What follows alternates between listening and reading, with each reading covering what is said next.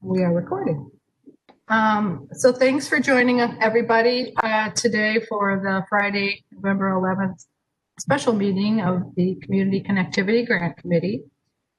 We are being recorded on WebEx and through the Town of Old Lyme. And present, we have Eric Olson from the committee, Frank Pappalardo from the committee, myself from the committee, and Tim Griswold, our ex officio for selectmen. And apparently that is a quorum, so we can go ahead. And again, if Jim is able to break away, he will. Thank you very much. So we'll try and keep this short and sweet as much as possible. Just before, and don't laugh, an update. Kurt let me know that he can't join us today, but he's still trying to set up a meeting with the DOT. And the objective of this meeting, it was supposed to happen at the beginning of the week, which is why I put this meeting towards the end of the week, thinking we would have information. That did not happen, so he's going to try again. His objective is to run everything by contact there to see if there's anything we've forgotten, anything we're missing, any feedback he's gotten from other similar projects that may, should be in our manual, whatever. So I thought that was a good question. The manual, which you guys all got in August, I wanted to have sort of an opportunity for us to all go through it together. I was hoping we could do that today. But I know that there hasn't been any significant changes other than what I've been told is Kurt is updating it to mention our use of prevailing wage. I updated the insurance section from limited information I got from Kerma.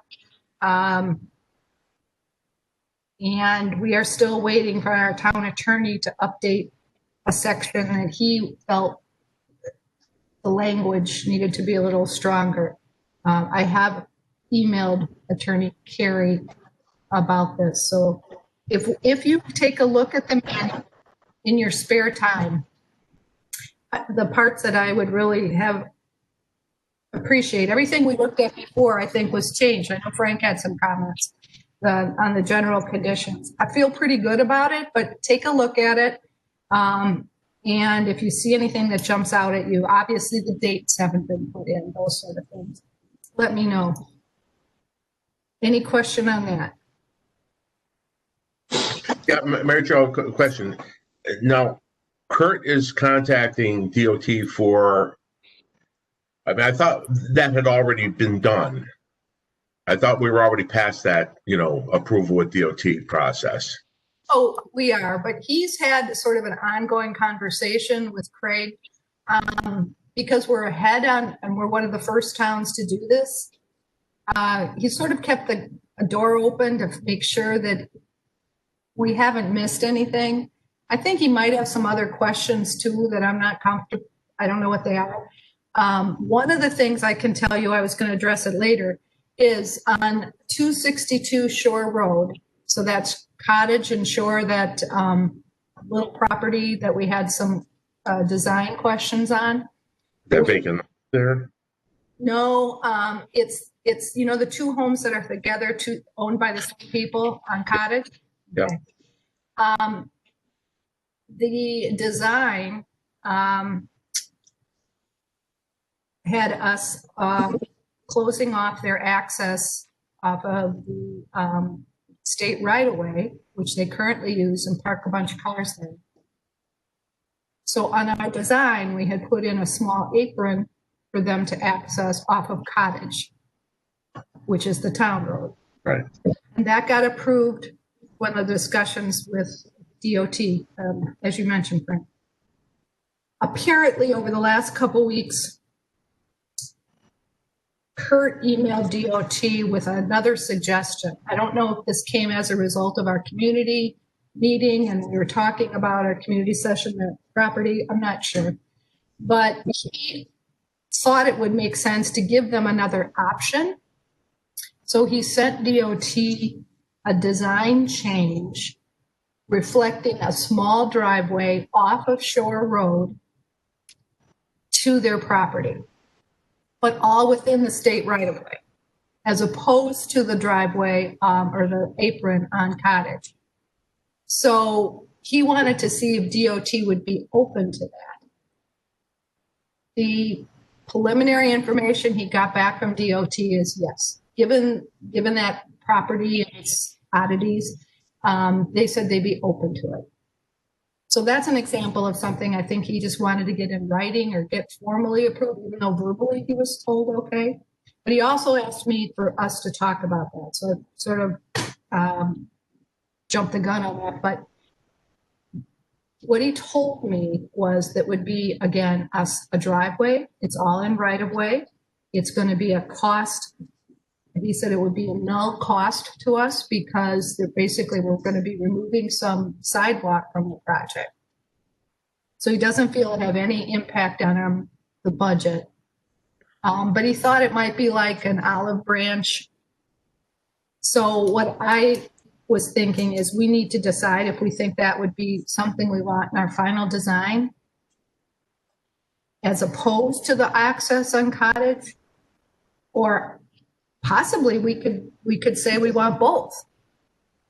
But so that's something. Now, do I have a picture of that? I don't know. But you can imagine what that would be. So I don't think he sent us all a picture of that. But I said to him, so if you were coming from East Lyme on 156, these people would be making a right-hand turn off the Shore Road into their driveway or into their property, as opposed to taking a right-hand turn on the Cottage. And he said yes. What I didn't ask him until I didn't even think about it till just now is we probably could keep both there if we wanted to. But the little apron on the design that we've seen is little, as you all know. And, you know, I don't know if a truck parking in there might not be sticking out in the road a little bit. So I thought it was a nice idea he had, and it's nice that he has at least some agreement from DOT that they'd approve that. We don't have to do a temporary rights agreement because it's all on state right of way, but we do have to let them know if we're in agreement or there's consensus for that design change. Well, I'd really like to see a picture of it. I'm not quite sure, based on the real estate that's available there, how that would actually work. I think that it might be a good idea, as you mentioned, to have, you know, something on Shore Road and something on Cottage so they could pull right through if they had to. But I'd really like to see that before I make any agreement one way or the other. Yeah, I'm going to share my screen because while we were talking, you sent me something. I'm going to try and share my screen. Let's put it that way. All right. Share. Now, is the DOT approval for sure, or just sort of we're thinking about it? Sounds like it's sure. But, you know, it would be good to have it in writing. Okay. Do you guys see this? Yes. This is what he sent me. This is what he sent the DOT. So here's, I don't know, can you see my little hand, who? Yep. Oh, good. This works. All right. You're doing a great job. Doing a great job. Thanks. So this would be the proposed new driveway, I believe, the area in red. And this is that apron that we had talked about during our community outreach preparations. So I guess what he submitted is this. I can't see that he actually changed this. So we probably still have that option of saying, yeah, keep this and keep that on the design.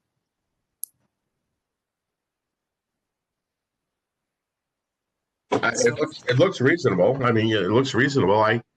Did you get any pushback from the homeowner, from the property owner on the original design, just out of curiosity?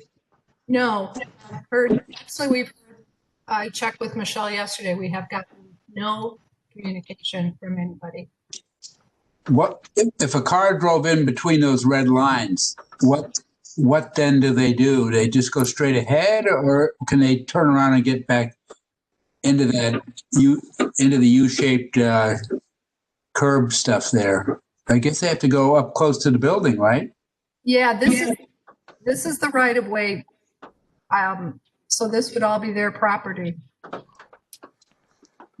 Would they have room to turn around and come back out? I don't know. It looks like it's not very deep for turning around and so on. Well, they certainly have more room than just this little area that we were giving them. Yeah. I mean, I think that, Tim brings up a good point. Yeah, as much as we can do is minimize backing up to 156. I think we should. So I don't have a problem with an access off of Cottage and the access off of Shore Road. I mean, I think that's fine. That gives them, kind of a pull through. Right. Yeah, I'm fine with that as well. I think that would be safer than backing out. Yeah. If they can't turn around up in the front there. Obviously, it's hard to tell by a picture, but I don't have an issue with an access for them off of 156 if it's safe. Okay. Now, the property to the right. Well, wait a minute, Tim. Can we just have a motion on this? Because it's hard to take notes and write and participate at the same time. I'm trying.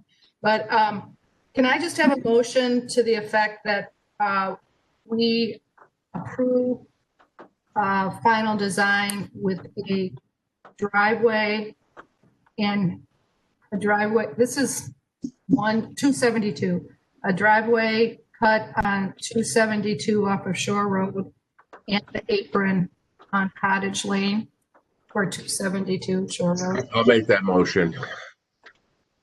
I'll second. Is there an apron depicted though on Cottage Lane? Then it looks just like grass or something there. What happens at the end of that black line? See this little spot right here, Tim? Oh, that little looks like a catch basin or something? Yeah, there's a drive. They're going to put a right now you can't see it. There's a little concrete apron there already. They're just going to make it more formal. We had a picture of it at our previous meetings.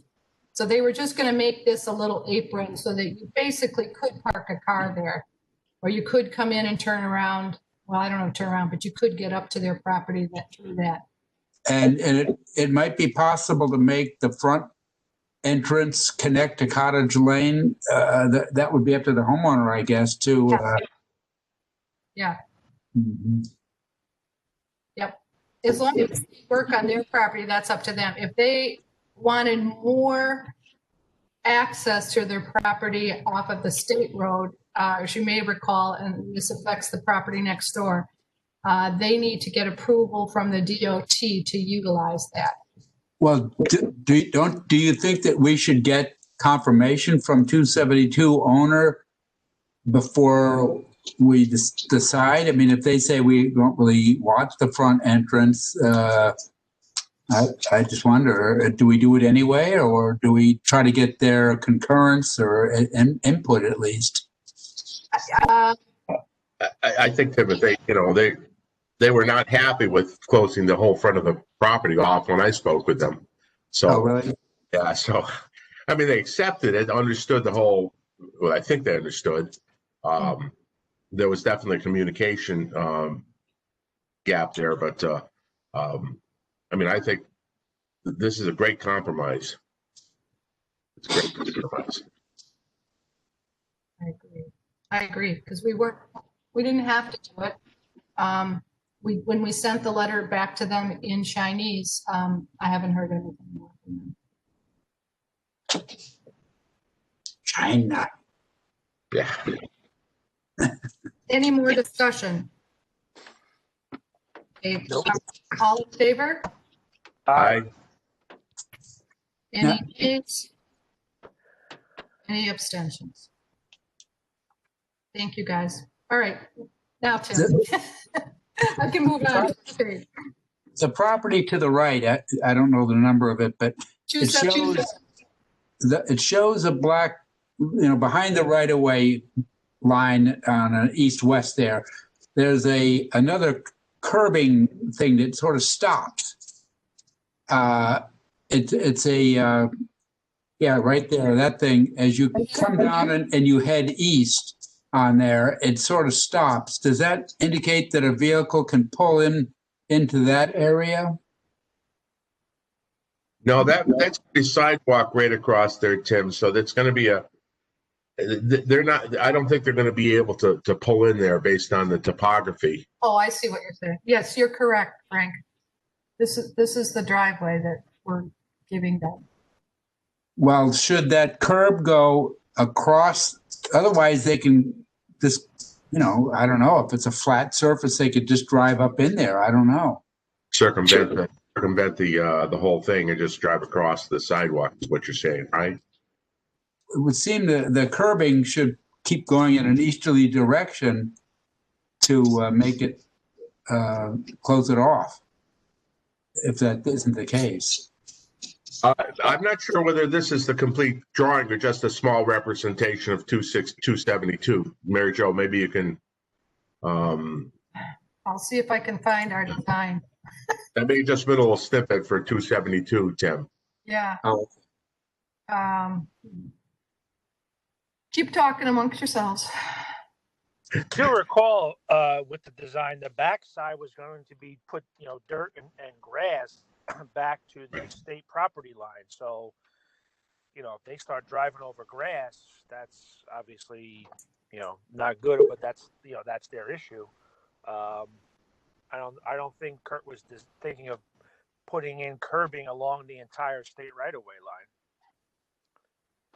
Well, I think he indicated that curbing exists and he wouldn't disrupt it. But I think in that particular house, wasn't there a car that was parked on crushed stone and it was down, the front wheels were way down and it looked like it was stuck in there.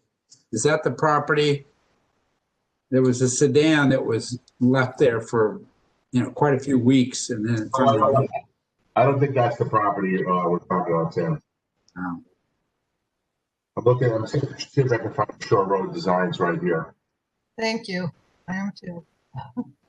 I just have too much on my folder here. Yeah, no problem. No problem. I've got the aerial. I actually have the designs. Okay.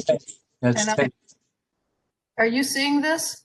That's Teddy's Pizza. Yeah.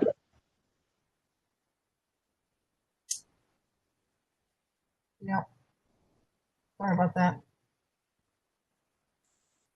Okay, Tim.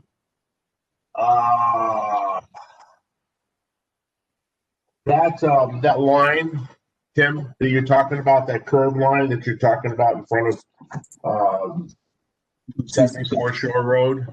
Yeah. It looks like on the designs actually goes all the way up to their property line. So it does extend farther than the picture that Mary Jo showed. All right, good. Okay. Yeah, it looks like it goes up to their property line, and so it does look like it extends. It extends past their entire parking area that we see. Okay. Yes, it probably goes. Yeah, you see that little white area there for the parking area. Yeah. It goes all the way to the edge. All right. All the way there. At least on the pictures that I'm looking at now, which are the final designs that we posted on the town website. Thank you, Frank.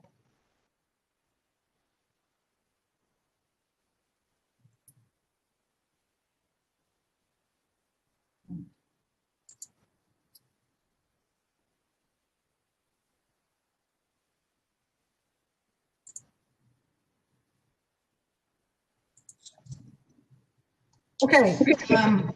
Whoops.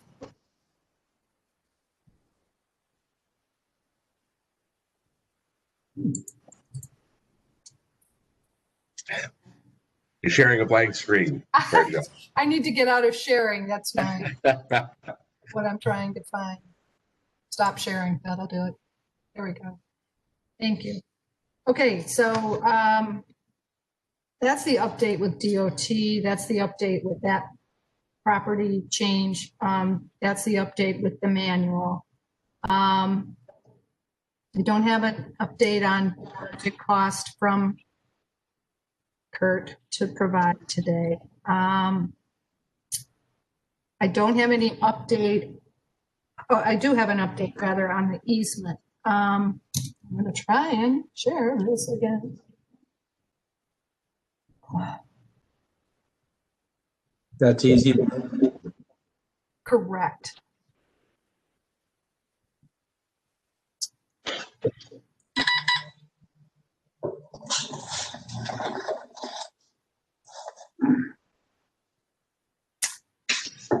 It is.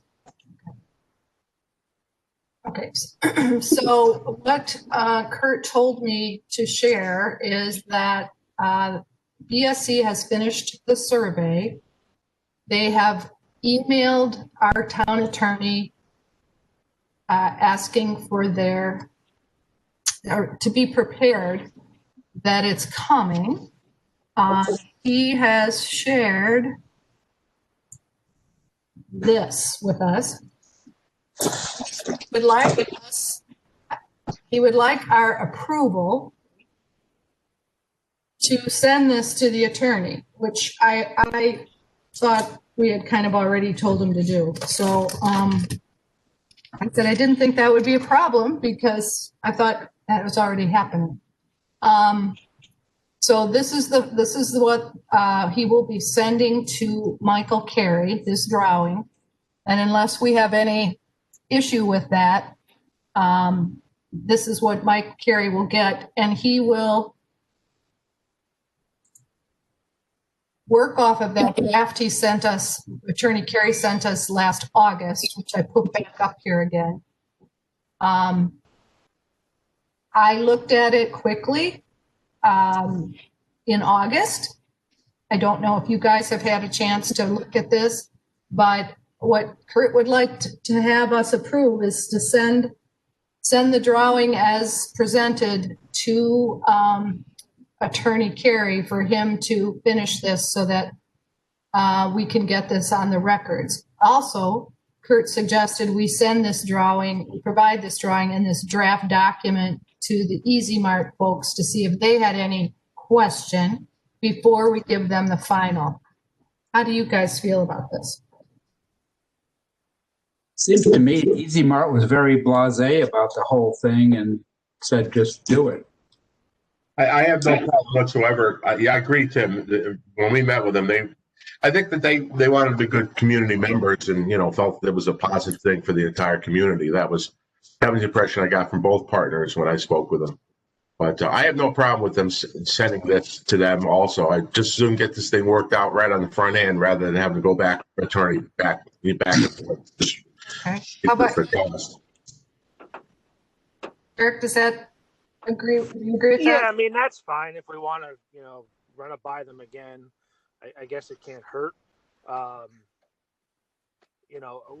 The only thing is if we run it by them and they're fine with it, and then the attorney makes changes, then we got to run it by them again, and it's just like,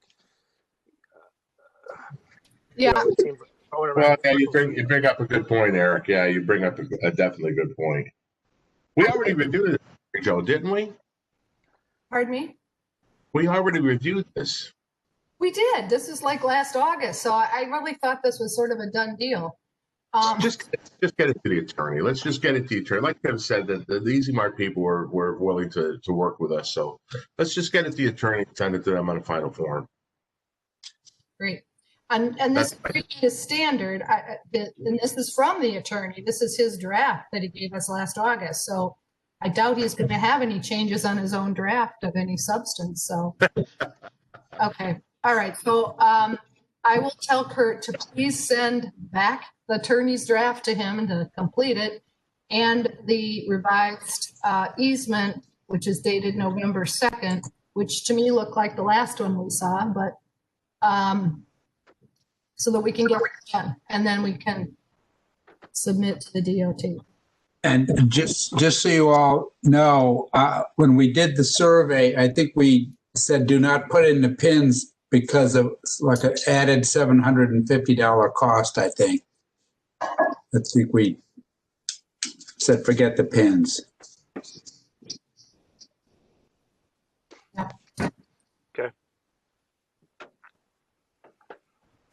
Um,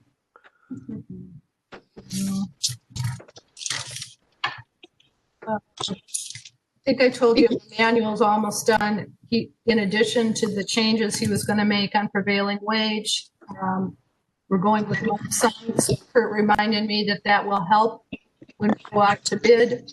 It'll be easy to identify the low bidder, obviously, but also reminded me to tell you guys that we put in there that all of the contractors need to be pre-qualified by DOT. So that should help in the whole process. One thing that I did share with another comment I had on the manual some time ago was, are we required, or is it a good practice to put something in the manual about contractors working in Old Lyme during COVID? I said I would bring that up today to this group because we've had Mizzy Construction, you know, we've had the Haynes Park bathrooms, and I was just wondering what you guys did on those projects about that. When I sent this information or question to Kurt, he said sometimes the DOT puts out what they call notice of contractor from the DOT, and it goes in front of project manuals so that the state's requirements at least are noted up front. But what did you guys do with Mizzy, for example? The Connecticut Water took the lead on Mizzy Construction, and Mizzy actually had to conform with Connecticut Water's directives. Mizzy would have preferred to continue working. You know, I don't have a problem. Just let the DOT, you know, guide the contractors. You know, we don't need to reinvent the wheel on the COVID stuff. I think the town of Old Lyme wants to do something more stringent than the DOT.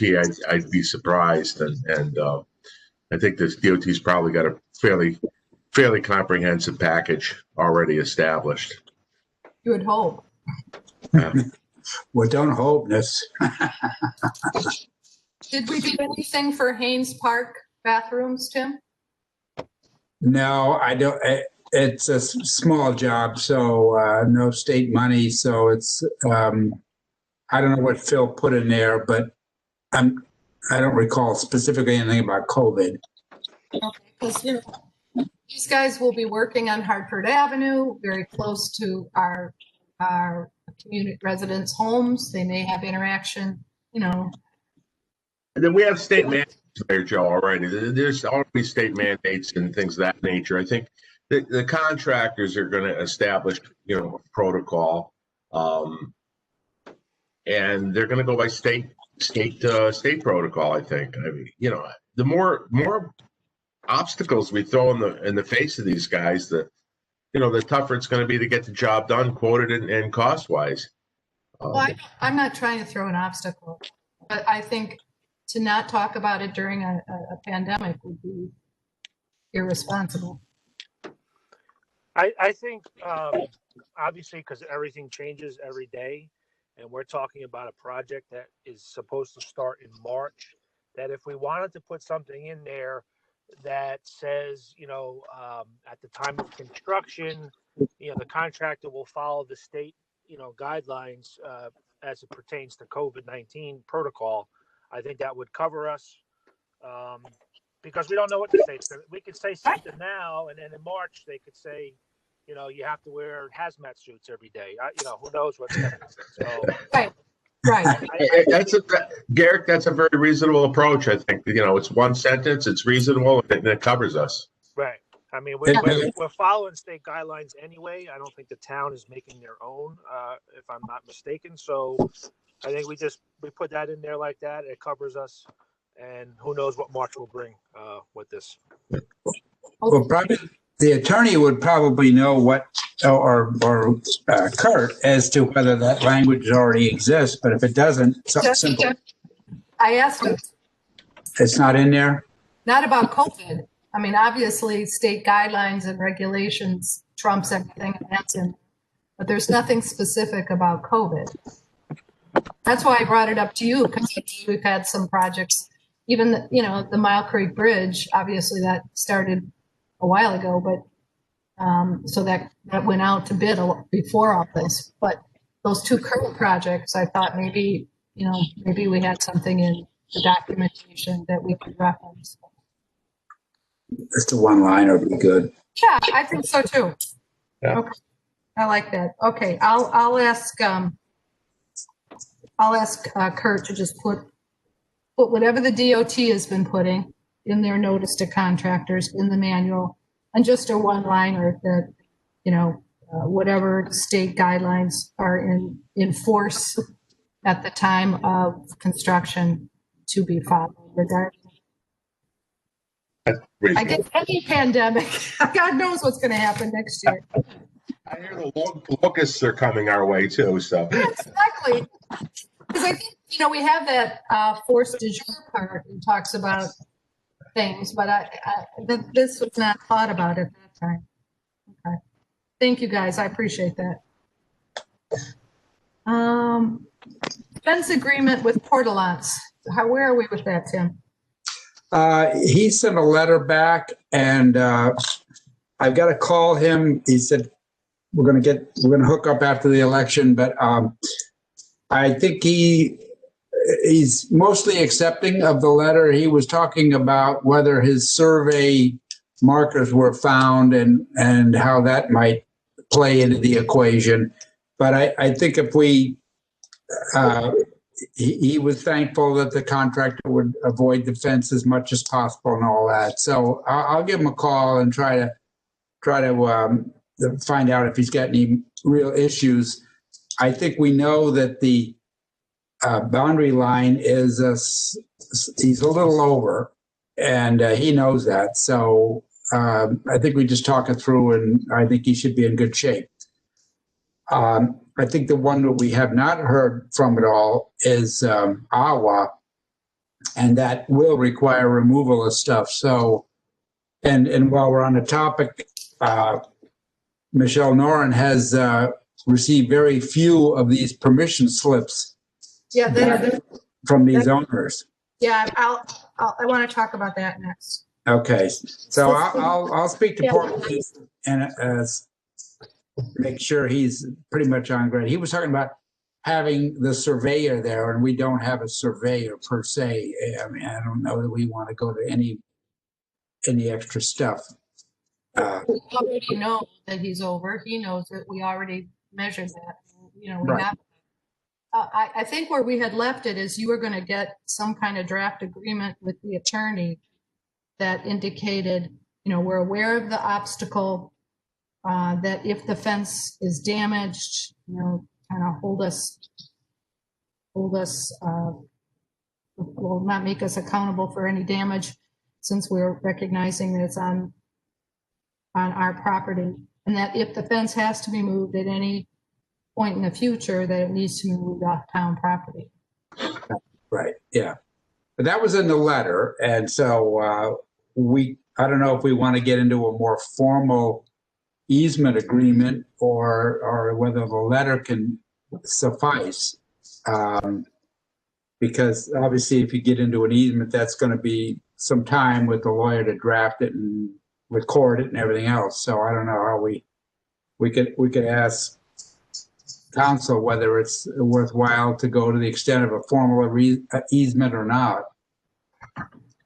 Yeah, Well, I think we're gonna have to do something on a formal basis, because now that we know their fence is there, and they know we know their fence is there, if we just allow it to be there without any terms and conditions, it's tacit approval for that fence in perpetuity.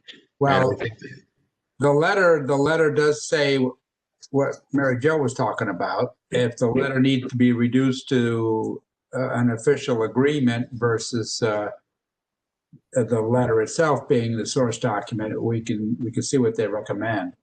yeah, and that's an attorney question, definitely. Yeah. that's where my previous notes from about a month ago had indicated you were going to talk with Attorney Carey on that. So that's why I keep carrying that bullet. Yeah, I don't think we want to go into getting an easement. I don't think the town wants to allow them to keep it there, and as Frank said, forever. I think we're just trying to acknowledge that it's there, and that if it has to get taken down or repaired at any time, they have to put it back to their property line. Right. So it can stay there if we don't have to touch it. It can stay where it is for now. But I don't think we were trying to get an easement. I think we were just trying to get a letter signed by them stating that, if they in the future replace the fence or damage, then it has to go to the property line. But that's what I thought we talked about. And Yeah, I agree, Eric. That's exactly it. It wasn't an easement. Correct. Just the acknowledgement of encroachment, I guess, is what it would be. Yeah. And then it would be, if they sold the property, I guess that would be the end of it. And maybe the new owner would be obliged to make the adjustment. Yes, I agree.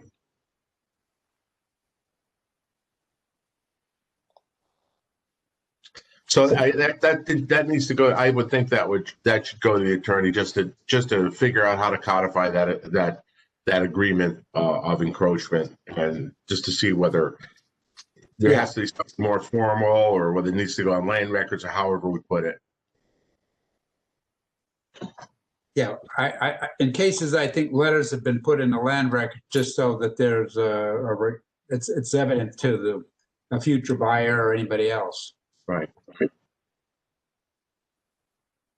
Okay, so Tim, you'll send a note to Attorney Carey on that? I'll speak to him because probably the letter wouldn't incorporate all the stuff about contractors and everything else. It'd just be relative to the fence. Right, I've just been calling that the fence agreement. Right, okay. Thank you. Now the temporary rights agreements. Michelle has received. Wait, before you go to that, Sure. what are we going to do about Awa? Because he's different than all the other owners, because there's definitely stuff has to happen, and no word is not necessarily a good word. We may have to step it up with him and demand that by such a date these improvements be removed so that our work area will be unencumbered, something like that. Well, that would certainly have to come from, I think, the attorney, or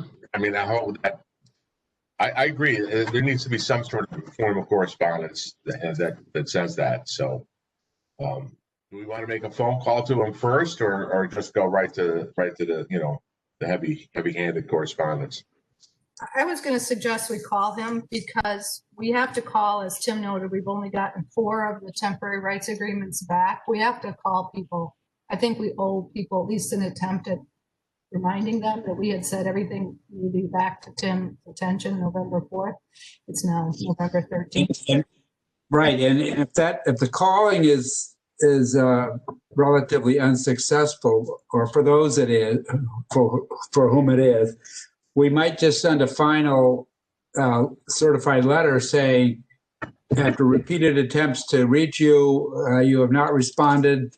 Therefore, we will not be doing this and that and the other things, so that we close the book on this, because they were supposed to send this stuff back in early November, and very few really have. And then we had a complication of revision A and revision B.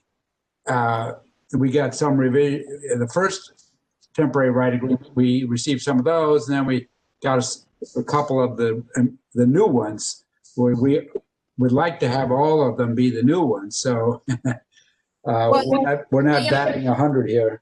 Well, of course not. And the way I'm looking at this is, at this point, is getting anything back. Version A or B allows us to go on their property. So Yeah. I'm happy with either. For those that signed A and didn't sign B, that leads me to believe if we resend B to them, they'll sign it. But so I just want, if we're going to call them, we're going to ask them to give us B, obviously. But the scope of the work, that wasn't changed. It was just, some legalese that Michael Carey thought would help us on the lead up to the actual work discussion. So whoever gets AWA, whoever wants to volunteer AWA, can reinforce that too. And I don't mind calling him or attempting to call him. But his is more tricky because we're asking him to remove those obstacles, or our contractors are going to.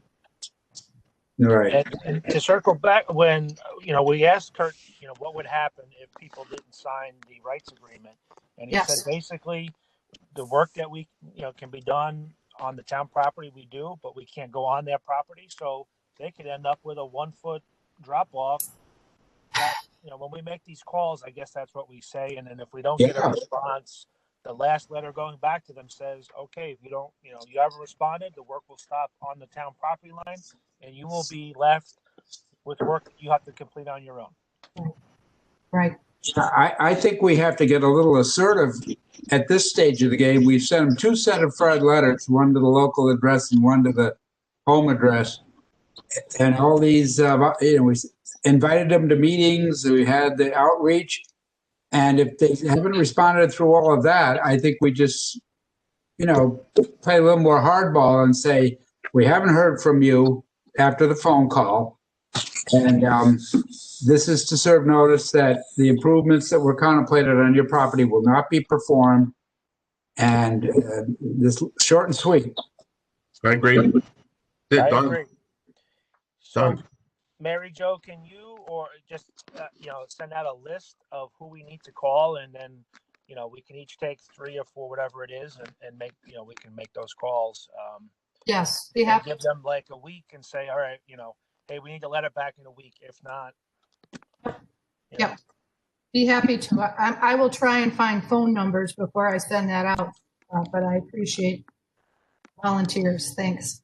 Yeah, no, you could even just, here's whatever it is, Eric, you call these 4, Frank 4, whatever. We don't have to worry about who wants to call it. Just, whatever's easier. And we make a couple phone calls and see what we get at some answers. All Yeah. right. Sounds great. Thank you. Yes, I agree with you, Tim. After we make the phone calls, we wait a week, and if we don't hear from them, another letter goes out. Michelle is not in today, so we will get that out to everyone. And then if people know them, they can call them. If they don't know them, we'll just split it up and make the calls. Yeah.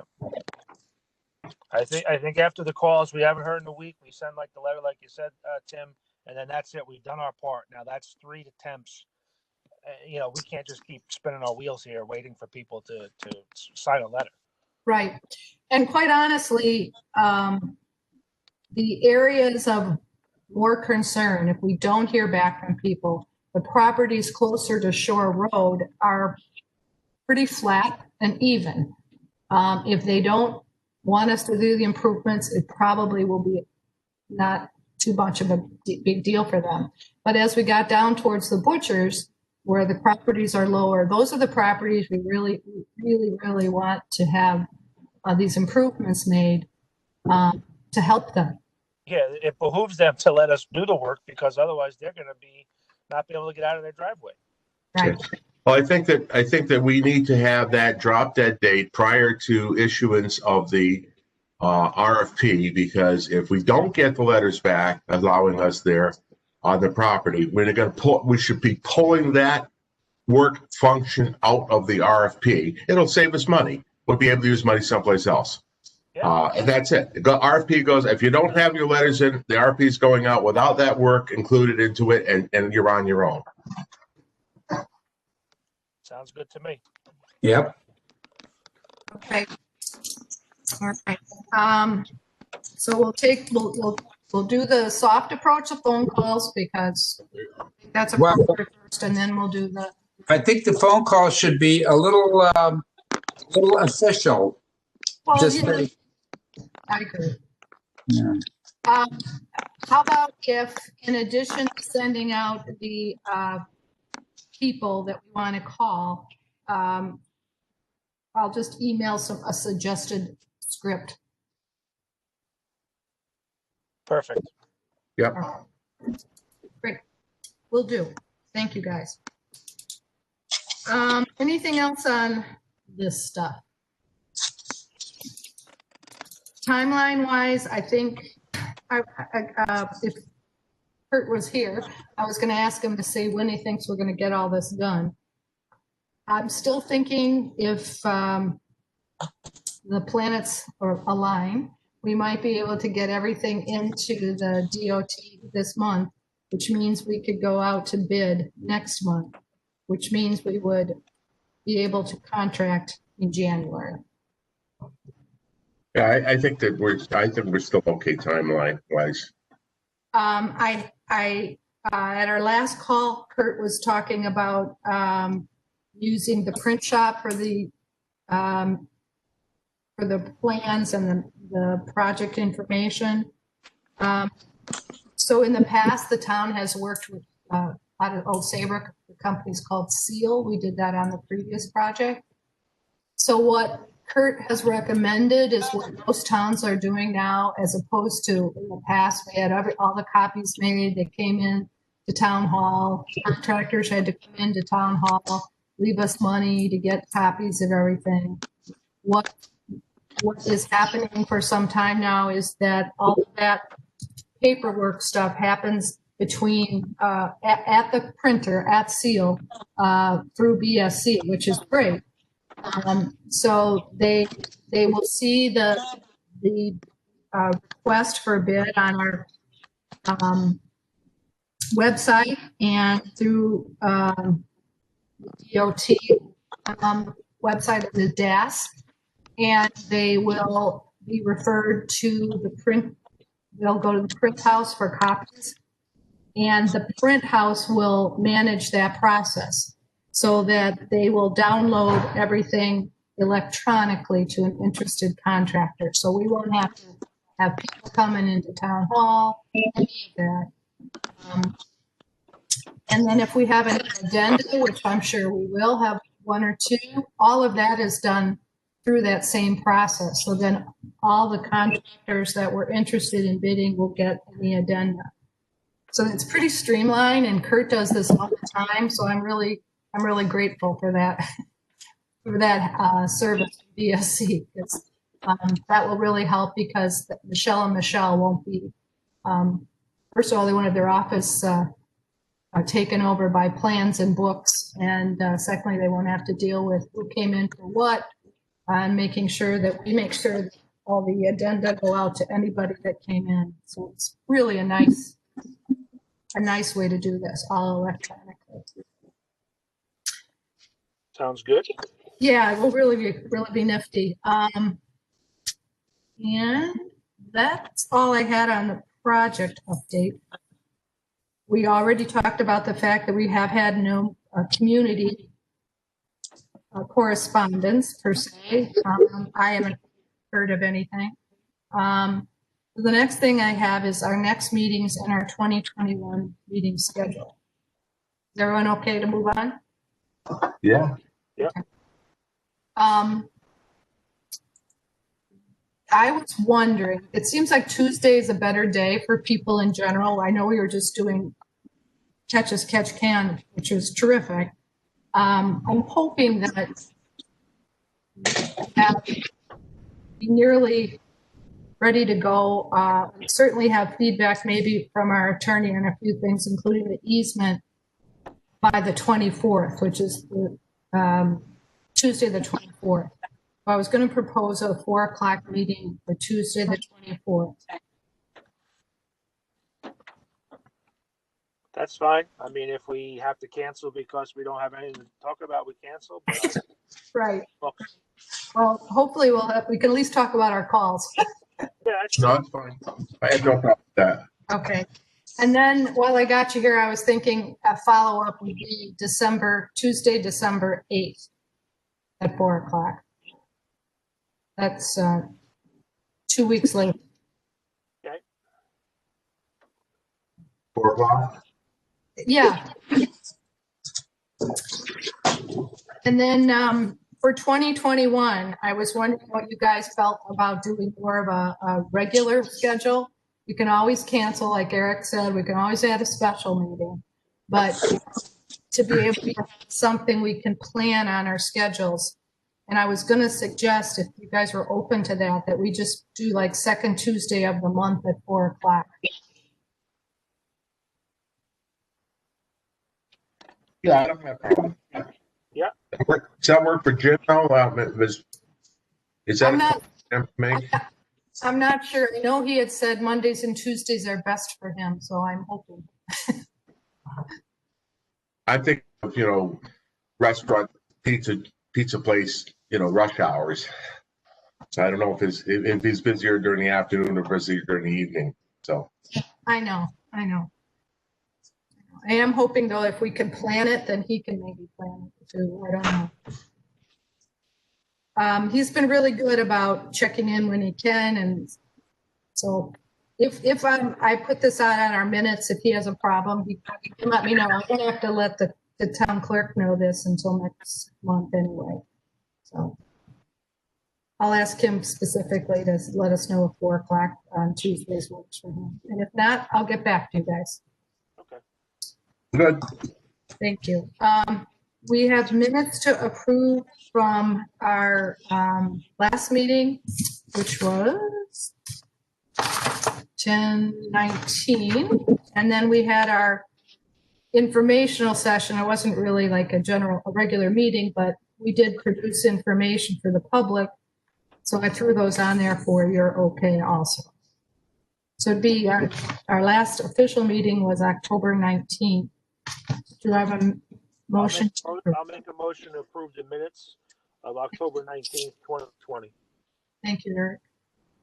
Second. Thank you, Frank. Any discussion? All in favor? Aye. Any noes, any abstentions? Motion carries. Thank you. And then our public informational session, which I thought we did a great job. We wowed them. Yeah.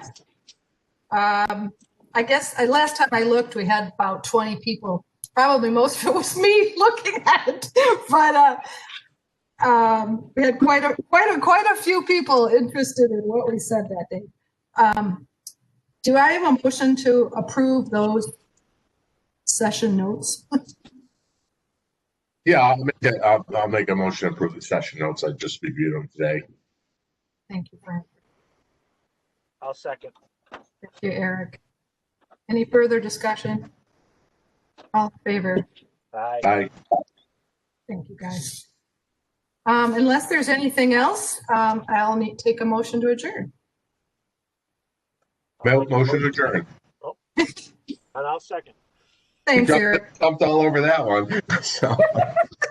Thank you, guys. I appreciate it. All right. Okay, I guess all in favor. Talk to you later. Have a good one. Bye now.